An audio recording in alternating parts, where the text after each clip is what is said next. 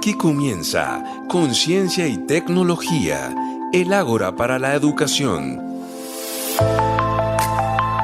Un espacio para el arte, el saber y el conocimiento. Bienvenidos.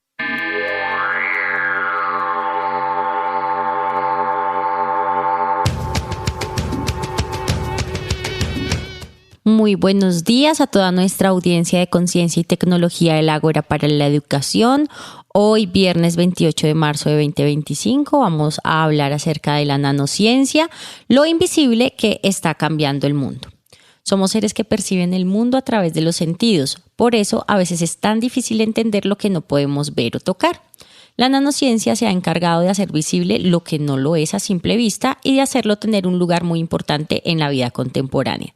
Sobre este tema, entonces, vamos a charlar el día de hoy con nuestro compañero y aliado Anderson Guarnizo Franco, que nos va a charlar desde la Universidad del Tolima. Y les recuerdo que él es doctor en Química Inorgánica Molecular de la Universidad de Barcelona, es magíster de la Universidad de Barcelona en Química de Materiales Aplicada, es magíster en la Universidad de Quindío y tiene un pregrado también en esta universidad en el programa de Química. Actualmente trabaja como profesor de la Universidad del Tolima y ha escrito múltiple material relacionado con su campo de formación. Buenos días, Anderson, ¿cómo estás? Buenos días, Carolina, buenos días, Carlos, y buenos días al máster y a toda la audiencia. Muchas gracias por la invitación. Bueno, gracias a ti por estar acá acompañándonos e ilustrándonos sobre este tema de la nanociencia que es tan interesante y tan contemporáneo. Y me encuentro, por supuesto, con el profesor Carlos Augusto Rodríguez Martínez. ¿Cómo te encuentras? Muy bien, en este maravilloso día de viernes que está medio soleado en Bogotá. Por lo menos arrancamos soleado, no sabemos cómo va a estar. Esas lluvias aisladas, casi que podríamos pensar sol aislado a veces en Bogotá. Bueno, entonces le cuento a nuestra audiencia que vamos a hacer una breve introducción al mundo de los nanomateriales y para poder hacer ese contexto, entonces quisiéramos que Anderson nos respondiera acerca justamente de qué son los nanomateriales y por qué se dice que son lo invisible que está cambiando el mundo. Bueno, Carolina y Carlos y toda nuestra audiencia, resulta que desde el punto de vista de la ciencia y la técnica, pues existen muchos tipos de materiales. Por ejemplo, la cerámica, las maderas, los metales, pues son considerados materiales como tal. Dependiendo del tamaño de la partícula que constituye esos materiales, se pueden clasificar. Entonces, los materiales tienen un tamaño de las partículas que lo componen muy pequeño, que va desde 1 nanómetro hasta 100 nanómetros más o menos. Para tener un poco de contexto, un cabello humano es tan ancho como 80.000 nanómetros, ¿bien?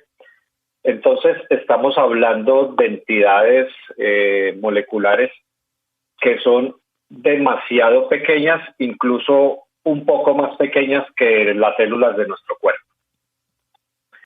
¿Por qué hablamos de algo que es invisible? Bien, estos materiales es algo que es como funciona la vida, es como se manifiestan muchos fenómenos, pero por nuestros sentidos no podemos poder detectar a ese nivel de escala pues estas estructuras.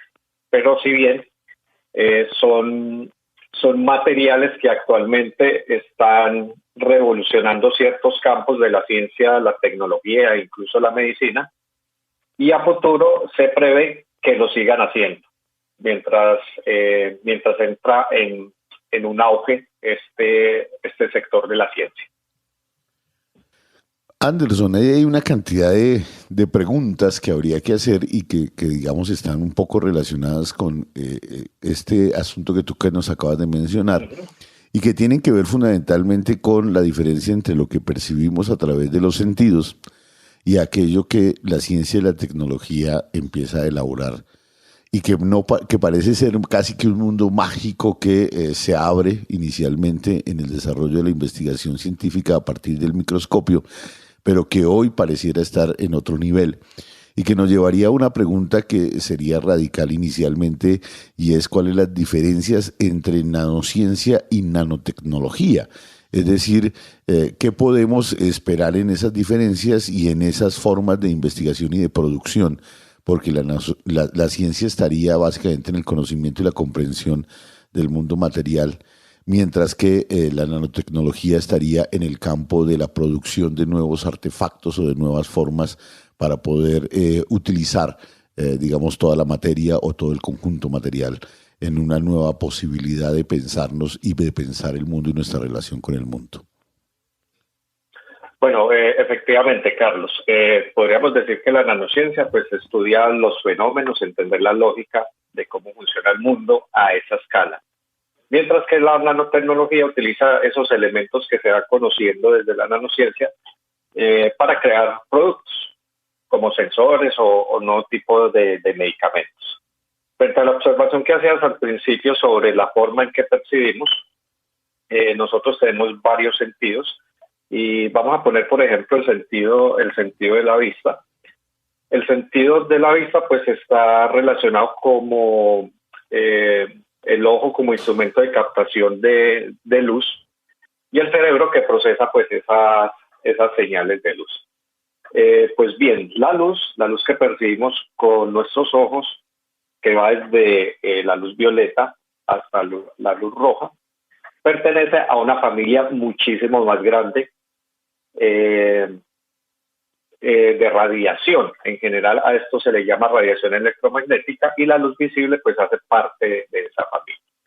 Existen numerosas fuentes de radiación electromagnética y diferentes tipos de radiación electromagnética. Por ejemplo, tenemos los rayos gamma, que son rayos de alta energía, o los rayos X, que se utilizan en la tecnología para tomar radiografías. Son rayos, o sea, son una especie de luz que nuestros ojos no pueden ver y necesitamos otro tipo de instrumento, como esas placas fotográficas cuando toman la radiografía, para poderlo percibir, si bien nuestros ojos no alcanzan a detectar. Pues bien, cuando se empieza a estudiar los materiales a esa escala, el ser humano a mediados del siglo pasado no tenía la instrumentación para esa escala. Imagina tú, piensa en lo siguiente: las longitudes de ondas de la luz que percibimos oscila entre los 300 nanómetros y 700 nanómetros más o menos, que es el espectro que podemos percibir, y ahí encontramos toda la gran variedad de colores. Sin embargo, como dije al principio, los nanomateriales están en una escala de 1 nanómetro a 100 nanómetros. Es decir, que si incide luz sobre estos materiales, pues sencillamente la luz no la detecta, no detecta esos materiales. Entonces, se requieren otro tipo de instrumentos que tengan unas longitudes de onda que puedan interactuar con ese material, longitudes de onda muchísimo más pequeñas que eso. Bien, entonces todo el desarrollo de la nanotecnología empieza más o menos a mediados de la década de los 80 del siglo pasado, cuando se inventan instrumentos como el microscopio, un dispositivo que se llama microscopio de fuerza atómica, que fue el que permitió manipular átomos y moléculas a ese nivel de tamaño. Y con estos instrumentos también se generaban imágenes sobre la estructura de esos materiales. Entonces, en cualquier caso, todo lo que hacen estos instrumentos es interpretar unas señales, así como nuestros ojos interpretan las señales de onda de luz. Estos instrumentos hacen algo más o menos similar, procesan esa información y lo muestran como una imagen o una fotografía del material. Bien, pues es bien abstracto pensar en los nanomateriales y en la nanociencia, pues para aquellos que no hacemos un poco parte de ese campo del conocimiento. No sé, todavía para mí es difícil comprender un poco cómo se pueden manejar esos materiales. Incluso para mí es todavía complejo un poco entender cómo funciona la comunicación por teléfono celular. Sí. Pero bueno, es un asunto muy asombroso de la ciencia y me lleva un poco a hacer la pregunta de ¿desde cuándo existen esos nanomateriales? ¿Son algo nuevo en la humanidad o se han usado sin saberlo? ¿Cómo se ha dado un poco esa manifestación y ese uso? Bueno, Carolina, realmente esto sí es muy complejo. De hecho, pues yo me dedico a cierta parte de la nanociencia y nanotecnología, y esta es una de las ciencias que son multidisciplinares. Aquí podemos encontrar profesionales en biología, en ingeniería, en física y otra cantidad de profesionales, porque realmente sí, es muy complejo. Uno domina cierta área o tiene experticia en cierta área, pero llegar a comprender pues la gran variedad de fenómenos que ocurren a esa escala es sumamente complicado. Bueno, resulta que los nanomateriales siempre han existido, son naturales. De hecho, pues cuando surge la vida funciona bajo parámetros nanométricos.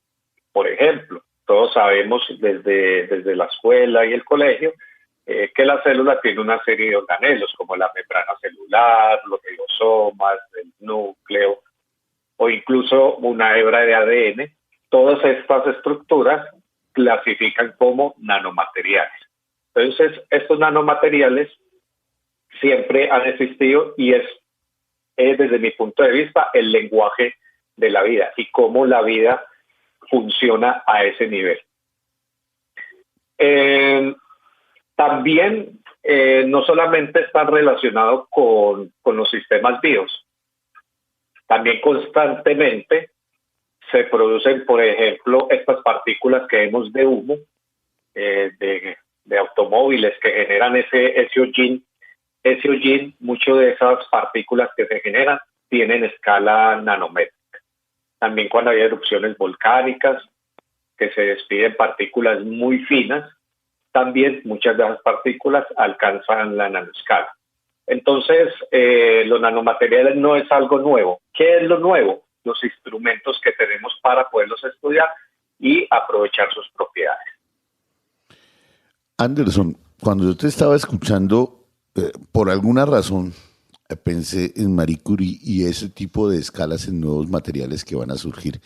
Es decir, el desarrollo mismo de la ciencia de la química en el siglo XIX, de la biología y la investigación derivada, por supuesto, sobre los orígenes de la vida y su evolución, conducen a la ciencia y al hombre hacia un nuevo campo que es un poco lo que estamos hablando hoy. Es decir, unos materiales que estaban ahí pero que no podíamos medir, que no podíamos pensar, que no podíamos entender y que funcionan en una onda que no está, digamos, amarrada a la percepción que tenemos de los sentidos. ¿Qué tanto la química moderna ha contribuido digamos, en la elaboración de estas nuevas escalas y de pensar estas nuevas escalas? ¿Y hasta dónde se conecta esto que tú llamas interdisciplinariedad con los saberes un poco más tradicionales de las ciencias básicas? Bueno, desde el punto de vista de la química, la química normal y de toda la vida siempre, pues, estando en el colegio hemos sabido que pues se hablan de átomos y moléculas dentro de esa escala. Los átomos y las moléculas tienen una escala menor, o sea, son más pequeños que los nanomateriales. Los nanomateriales son agregados un poco más grandes que las moléculas típicas, como una molécula de azúcar, pero suelen tener tamaños muy parecidos a los que tienen los virus o un poco más pequeños. Bien, entonces estamos hablando de una escala intermedia entre ese mundo microscópico y ese mundo atómico y molecular. Entonces estamos enfocados en esa escala. Entonces, a la química desde el punto de vista de la química, tiene que hacer un pequeño salto hacia arriba en cuanto a la escala. Entonces, dentro de las contribuciones o en la parte que yo más, que yo he trabajado e intervenido desde la nanociencia, tiene que ver con metodologías para obtener esos materiales por métodos que involucran la mezcla de precursores para esos materiales en disoluciones de agua o de otros tipos de solventes. Porque existen muchísimos métodos para obtener nanomateriales. Por ejemplo, desde el punto de vista de la física, uno de los métodos normales es utilizar un láser para producir estos materiales. Desde el punto de vista, digamos, de la biología, en la biología se puede manipular pues toda la maquinaria bioquímica que tiene una bacteria o una célula para hacer que produzcan cierto tipo de materiales, como nanopartículas. Entonces, en síntesis, desde el punto de vista de la química y en el área que yo trabajo, trabajamos en síntesis y también en aplicaciones que más adelante comentaré, que tienen que ver con procesos de descontaminación o con nuevos sistemas de liberación controlada de fármacos.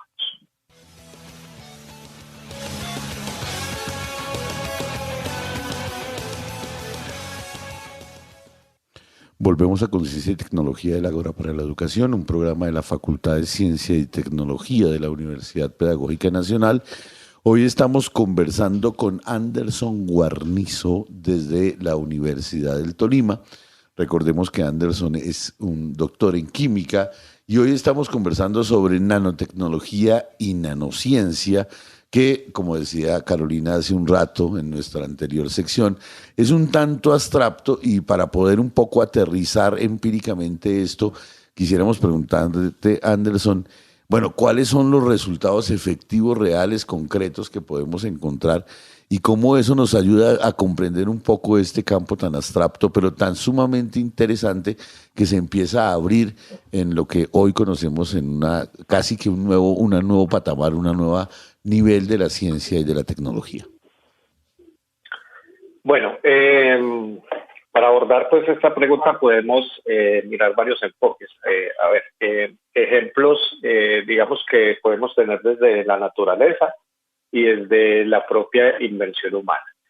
Entonces, por ejemplo, en la naturaleza, no sé cómo está el tema en Bogotá de los geckos o las lagartijas, de estas que vemos acá rato por las paredes.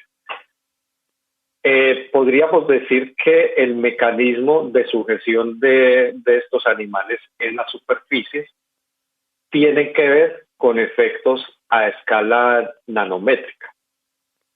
Bien, las patas tienen una serie de vellosidades que a simple vista no las podemos ver, pero que están allí presentes. Si utilizamos un microscopio electrónico lo suficientemente potente, veremos una serie de filamentos. Esos filamentos actúan como pequeñas púas que se enganchan o alcanzan la superficie sobre cual se adhiere. La cuestión aquí es que lo que ha sorprendido mucho a los científicos es que estos animales, por ejemplo, sean capaces de pegarse hasta en el vidrio. Se ponen el vidrio y pueden moverse tranquilamente. Lo que pasa es que pues a nuestra vista vemos una superficie del vidrio completamente plana y lisa. Pero si hacemos un zoom hasta llegar a esa escala, realmente esa superficie no es tan lisa como se supone, sino que tiene irregularidades. Entonces imaginen que esos pequeños ganchos se insertan o logran soportarse sobre esas irregularidades, pero desde luego a simple vista ni siquiera con el tacto podemos detectar esas irregularidades. Bien, otro ejemplo que es uno de los que a mí me llama más la atención, que tiene que ver ya con la fabricación de materiales por intervención de la mano humana. Podríamos pensar de que los nanomateriales es algo que el hombre está haciendo recientemente, pero no es así. Como les dije anteriormente, lo que es nuevo son las herramientas para estudiar. Entonces, en una enciclopedia de la razón y las ciencias, que fue editada por allá en los años 1700, se relataba allí un método que utilizaban los egipcios, o sea, estamos hablando del 2000 antes de Cristo, un método que ellos aplicaban para oscurecer el cabello con canas. Entonces, en esa metodología, ellos mezclaban hidróxido de calcio, pues desde luego ellos no sabían qué era el hidróxido de calcio, y óxido de plomo, pues tampoco sabían qué era el óxido de plomo, sino que eran sustancias minerales que encontraban por ahí en la naturaleza, ellos los mezclaban y bajo ese tratamiento podían oscurecer los cabellos. Resulta que cuando estudiaron, eso fue recientemente en el 2006, un grupo de investigadores estudiaron qué es lo que pasaba realmente en este proceso, si sencillamente era la formación de un óxido, porque típicamente los óxidos pues, de muchos metales son negros, pero lo que se dieron cuenta es que ocurría la formación de pequeñas partículas o nanopartículas de sulfuro de plomo, que naturalmente lo encontramos como galena. O sea, es un material que se llama galena. Pero lo que sucedía es que, pues desde luego los egipcios no sabían, era que como nuestro cabello, si examinamos el cabello a nivel microscópico, imagínense que el cabello tiene como unas escamas que se superponen unas sobre otras. Entonces, los espacios que dejan en esas escamas son de tamaño nanométrico. Entonces resultaba que tanto el plomo lograba entrar en esas cavidades nanométricas. Estamos hablando de tamaños de 4 a 15 nanómetros, logra incrustarse allí y como estas escamas contenían aminoácidos como cisteína y cistina y metionina que tienen azufre, había una reacción química entre el plomo que suministraban del mineral y este azufre que tienen estos aminoácidos y se formaba el sulfuro de plomo o galena que les decía, y estas partículas eran de color negro. Entonces estas partículas pues quedaban fijadas al cabello blanco y lograba oscurecerlo a vista simple. Pero si utilizaban un microscopio potente verían esas partículas pequeñísimas en el cabello. Yo creo que es uno de los ejemplos pues que más me gusta traer, junto con el de las lagartijas, donde podemos ver en funcionamiento todo el tema que tiene que ver con la nanociencia y la nanotecnología. Entonces, podemos decir que los métodos de síntesis han existido, los artesanos de la época, sin percatarse, sin percibirlo, estaban haciendo síntesis de nanomateriales. Hoy nos puede resultar pues algo tremendamente que uno dice debe ser complicado. Bueno, para los materiales sí es complicado, pero con este ejemplo que pongo pues puede ser sencillo si sabemos cómo aprovechar los recursos que la naturaleza misma da. Qué interesante y también qué sorprendente uno enterarse que en algún tiempo de la historia de la humanidad estaban haciendo ciencia sin saberlo o sin ser completamente conscientes de qué era lo que estaba sucediendo allí. Y bueno, ya lo sabemos y gracias a tu intervención pues es mucho más claro cómo funcionan ese tipo de mezclas que uno aparentemente pues no sabría que realmente suceden a partir pues de esas nanomedidas que tienen ciertas cosas de nuestro cuerpo, también de la naturaleza y del exterior. Anderson, en el bloque anterior tú mencionabas que contemporáneamente la ciencia estaba utilizando pues justamente estas medidas muy reducidas para intervenir, por ejemplo, en las células o en ciertos procesos que se dan desde el cuerpo humano. Y yo me preguntaba, bueno, si la ciencia ha avanzado a ese nivel, ¿por qué no ha sido tan claro el avance en el tratamiento de enfermedades tan complejas como el cáncer, por ejemplo?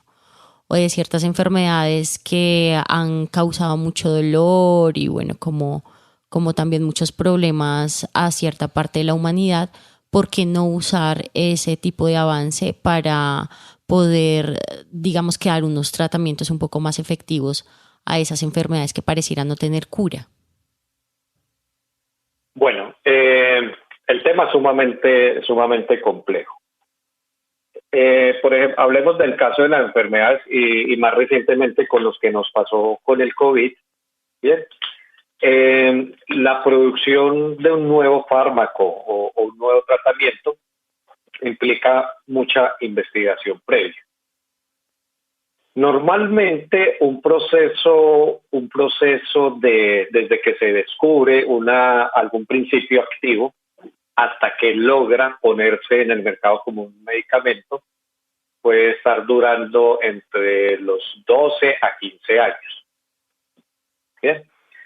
Aparte, no nos fijemos ahora en este momento de los costos enormes que eso implica, sino de todos los filtros que debe pasar desde que se descubre hasta que tú lo tienes en una farmacia este producto.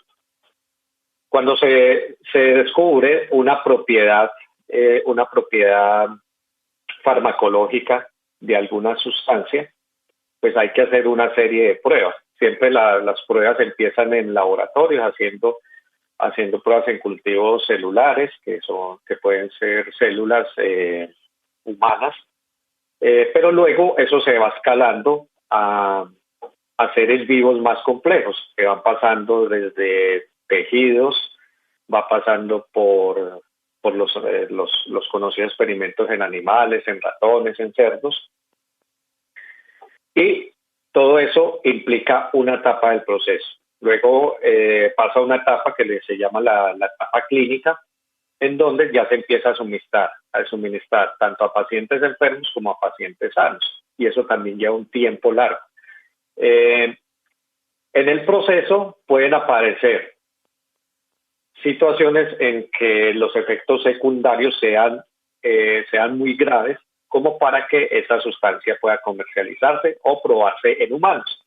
Entonces, normalmente se descarta. Es más probable que una nueva sustancia se descarte que llegue al mercado por los efectos secundarios.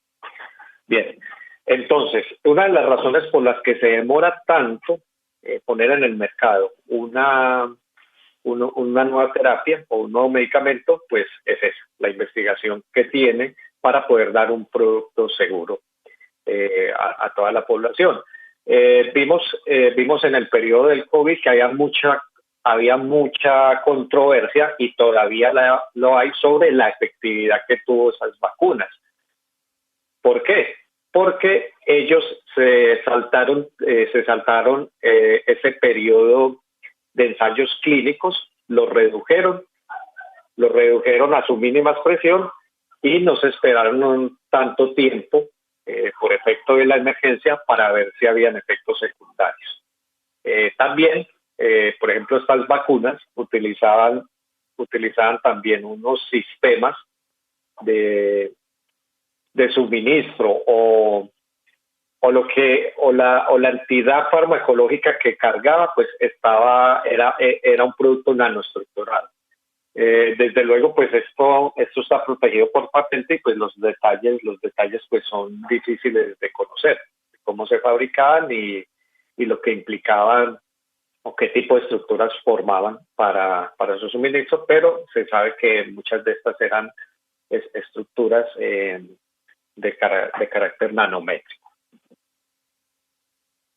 Allí hay una cantidad de cosas que acabas de decir que tienen que ver un poco con el derivado de la pregunta de Carolina, es decir, siempre nos preocupamos fundamentalmente por la vida y por la enfermedad del dolor, las posibilidades de tratamiento y las posibilidades de sobrevivencia de la vida. Por supuesto no podríamos, porque la ciencia no es predictiva hacia adelante, no sabemos hacia dónde vamos exactamente, pero sí surgen una serie de preguntas y es hasta dónde toda esta investigación, tanto en el campo de la ciencia como en la tecnología, está generando nuevos aparatos y nuevas posibilidades de artefactos. Es decir, yo recuerdo que cuando en el COVID se estaban organizando las vacunas, se hablaba de ADN, ARN mensajero, se hablaba de una cantidad de nuevos términos que para la mayor parte de la población global simple y llanamente eran muy abstractos, y lo único que nos interesaba era que nos pusieran una vacuna y volviéramos a lo que llamamos la normalidad. Yo no sé si esto de la normalidad sea tan normal, pero por lo menos allí hay unas nuevas condiciones.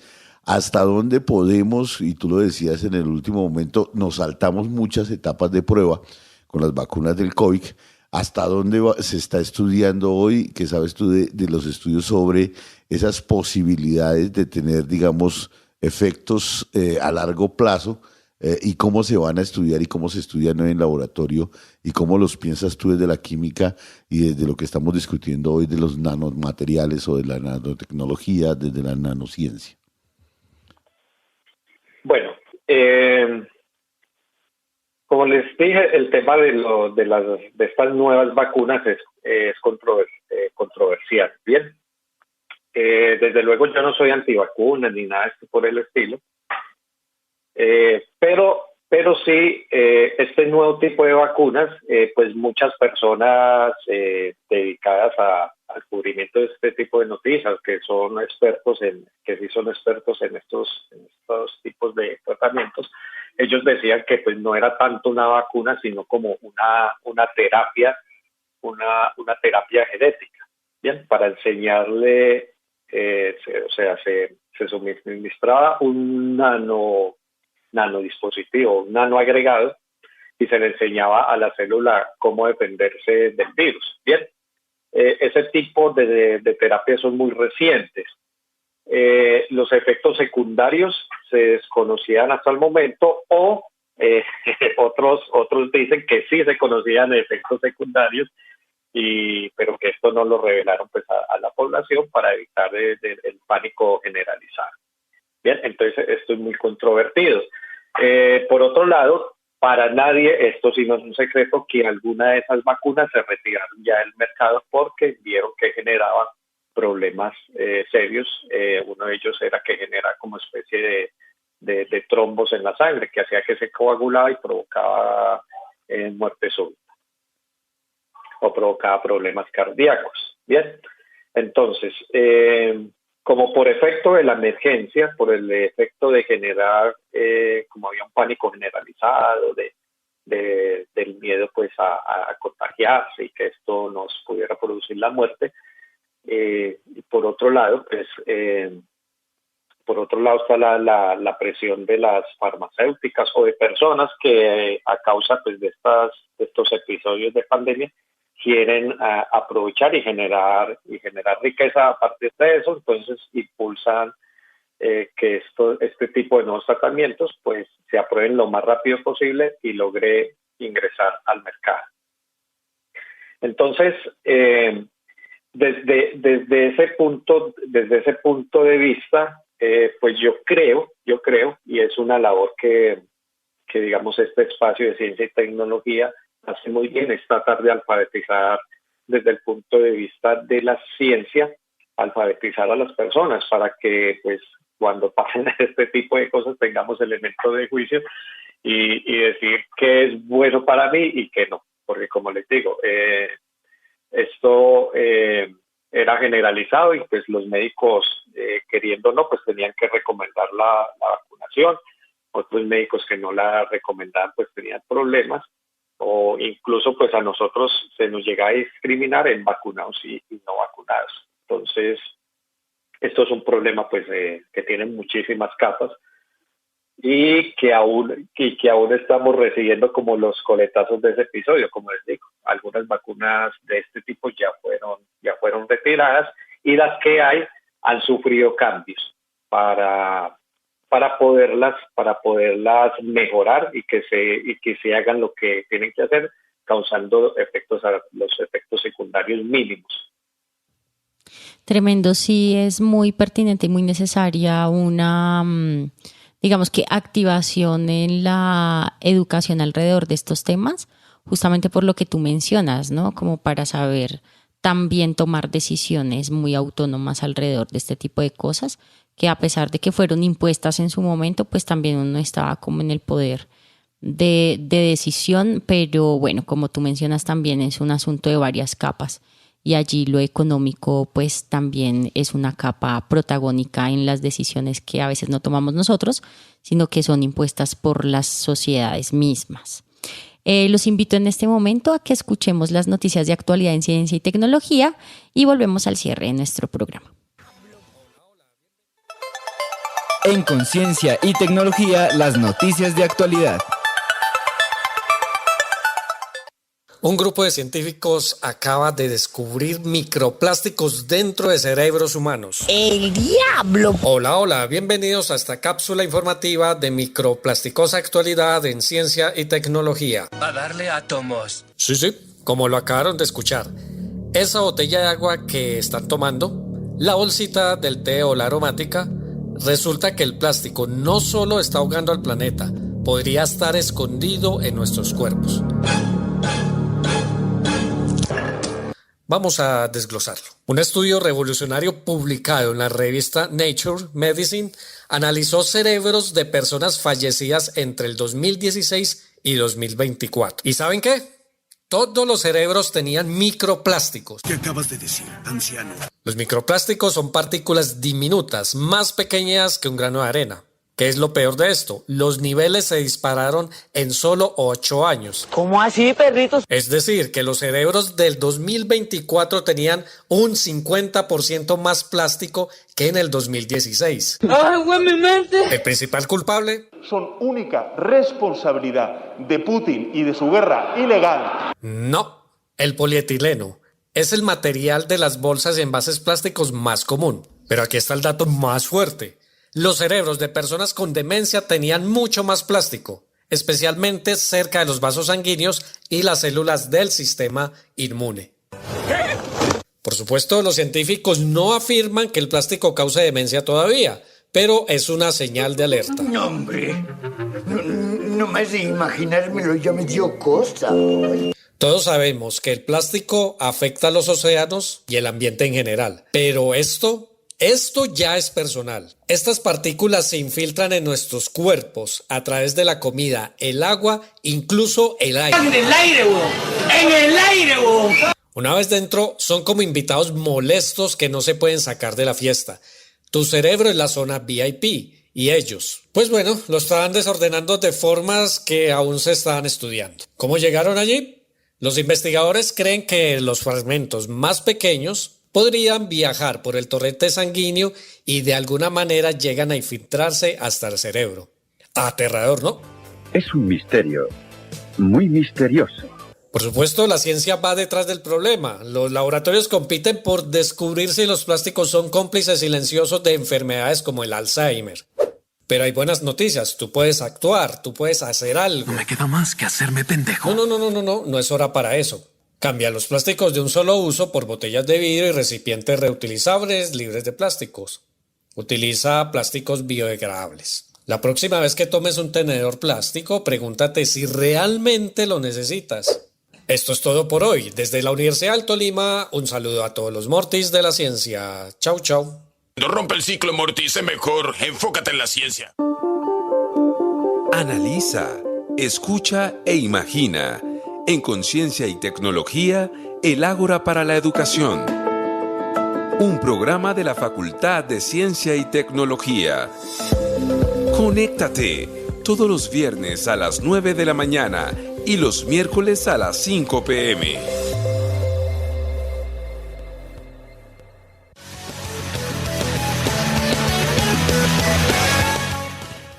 Volvemos a Conciencia y Tecnología, el Ágora para la Educación. Escuchábamos a Anderson Guarnizo con las noticias de actualidad, y estas noticias de la actualidad están muy de acuerdo con lo que hoy estamos discutiendo sobre nanotecnología y nanociencia.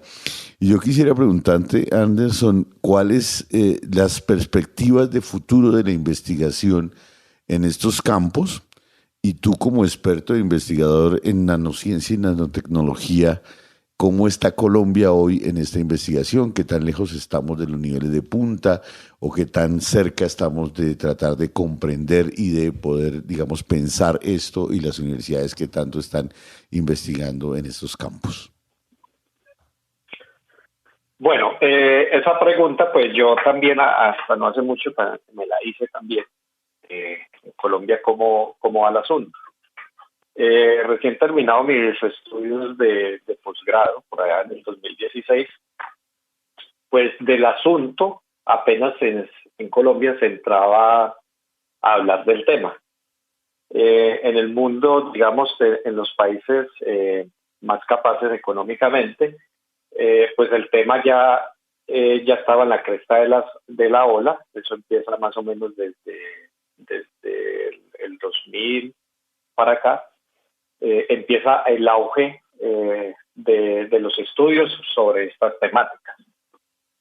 A Colombia ha entrado estos tipos de temas muy tímidamente, pero pues he sido testigo de que la producción en ciencia en Colombia, en lo que tiene que ver, pues, ha aumentado, no a la escala que pues que debería ser, porque esto es un tema que va a seguir permeando la sociedad a futuro, pero sí ha empezado a llamar más la atención. En el mundo, cómo no, China es la que más investiga y más saca productos derivados de la nanotecnología, incluso por encima de Estados Unidos, que la tenemos ubicada como uno de los países pues más innovadores. Pero pues China se está llevando ya todos los galardones en casi todo. Desde mi área de estudio, pues yo trato de contribuir en el área, y también aprovechando estos espacios para divulgar sobre las bondades, pues, y también los riesgos, desde luego, que tiene la nanotecnología. Y en el futuro, pues, ¿qué nos espera en el futuro? Por ejemplo, ya empezamos a ver los primeros visos, por ejemplo, en estas terapias que utilizan estas nuevas vacunas, que pues se tienen que perfeccionar e ir mejorando. Por ejemplo, hay otro tema que también es muy interesante, que es el tema de nanorobots, que se pueden fabricar como con instrucciones específicas, como por ejemplo destruir células o sistemas que puedan llevar fármacos a un lugar específico del cuerpo, porque normalmente pues los medicamentos que consumimos a diario no son específicos. Tú tienes un dolor de cabeza y pues el fármaco que tú te tomas para el dolor de cabeza pues se riega por todo el torrente sanguíneo y no es específico dónde está el dolor. Entonces, este tipo de terapias con un diseño más inteligente es lo que yo creo que viene a futuro. Complementando la pregunta que hizo Carolina hace un instante sobre por qué algunas enfermedades no se ha podido ganar la lucha, y es que, por ejemplo, en el caso del cáncer, cada célula que muta y se convierte en cancerosa, pues es diferente. Por eso se habla de cáncer en el seno, cáncer en el estómago, cáncer dental o en cual parte. Como son células diferentes, el mecanismo de acción del medicamento que tiene que llegar allá, pues también tiene que ser diferente. Lo único común entre las células cancerosas es que son células que crecen muy rápido y no hacen el trabajo que tienen que hacer. Bien, hacen trabajos o su ciclo de vida es muy diferente a la célula normal. Entonces no hay un objetivo común en todas las células cancerosas, y por esa razón pues hay tantos tratamientos diferentes. Eso es lo que se le llama una diana biológica. No tienen una diana biológica clara, sino que dependiendo de la célula que está mutada, o que está modificada, o que es la productora del cáncer, pues es diferente, y de allí la dificultad para una solución definitiva. Entonces, dentro de las estrategias incluye pues que a través de estos métodos de nanociencia podamos diseñar artefactos a ese nivel, a esa escala, que puedan ir directamente a estas células sin que afecten las células sanas. Porque uno de los problemas de la quimioterapia es que cuando tú te aplicas una quimioterapia, prácticamente estás bebiendo casi un veneno que va a afectar tanto células sanas como las células cancerosas. Entonces, uno de los efectos que tiene, pues es que te va a afectar pues, las células sanas y pues afectará mucho más las células cancerosas porque pues crecen más rápido. Anderson, tú ya mencionaste cuáles son esas propiedades de trabajar con las nanopartículas, con los nanomateriales en la nanociencia. Muy puntualmente me gustaría saber si pueden los nanomateriales reemplazar recursos escasos e importantes como el agua o los minerales. ¿Cómo sería eso? Bueno, siempre que surge una nueva tecnología, nosotros solemos pensar que esa tecnología ya va a acabar con todo. Lo vemos ahora con la inteligencia artificial, que ahora ya no se necesitan maestros, ya no se necesitan médicos, etcétera, etcétera. Pero siempre cualquier tecnología sufre un proceso que entra en auge y la utilizamos para todo, pero luego estas tecnologías se van asentando y se van utilizando en los sectores donde son realmente efectivos. Bien, lo mismo pasará con la nanotecnología. Ahora, como pues estamos en una cresta de la ola, estamos utilizando y explorando a través de la nanotecnología, mirar cómo podemos cambiar un proceso o mejorar otro. Entonces, lo más probable es que no llegue a suplantar lo tradicional. Siempre vamos a necesitar agua para los seres vivos, pero lo que sí puede cambiar son los métodos que utilizamos para aprovechar el agua o para producir agua más limpia o para descontaminar fuentes de agua. Entonces, tenemos que o estamos ya en ese proceso donde esta área de la ciencia relativamente nueva se va asentando y va encontrando su nicho, su punto de acción para solucionar ciertos problemas, porque pues todos los problemas no se podrán solucionar solamente con nanotecnología, así como todas las cuestiones de nuestro diario vivir pues no se solucionan con inteligencia artificial y seguramente a futuro pues tampoco se solucionará todo. Será una herramienta más. Muy bien. Sí, porque tú tienes razón, suele haber como un criterio apocalíptico que resulta de todos los avances en la ciencia y la tecnología y pues no necesariamente es así. Se nos ha acabado el tiempo, Anderson, muchas gracias por acompañarnos, por ilustrarnos en este tema tan interesante que tiene que ver con los nanomateriales y la nanociencia y pues esperamos tenerte pronto en este programa de nuevo. Muchas gracias, Anderson. Muchas gracias, Carolina, muchas gracias, Carlos y el máster por esta invitación. La he pasado bien hablando sobre este tema y nos veremos en una próxima y en las noticias de actualidad en ciencia y tecnología. Vale, muchas gracias. Compañero de lucha radiofónica, hasta pronto. Hasta pronto, desaparecemos como un nanomaterial. Bueno, no me puedo ir sin antes agradecer el equipo que hace posible la producción de este programa, nuestro control máster Mario Enríquez, en producción sonora Yolanda Barrantes y Diana Torres, en comunicaciones Laura Chávez y al director de la Pedagógica Radio Alejandro Sepúlveda. No olviden escuchar la repetición de este programa el próximo miércoles y un poco más de conciencia y tecnología el próximo viernes a las 9 de la mañana. Muchas gracias a todos por escucharnos. Chao, chao. Chao, chao.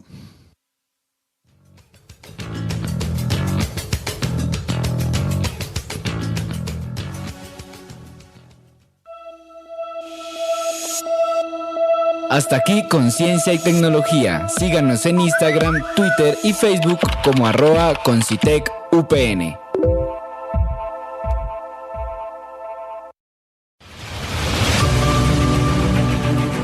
Universidad Pedagógica Nacional. 70 años siendo la educadora de educadores.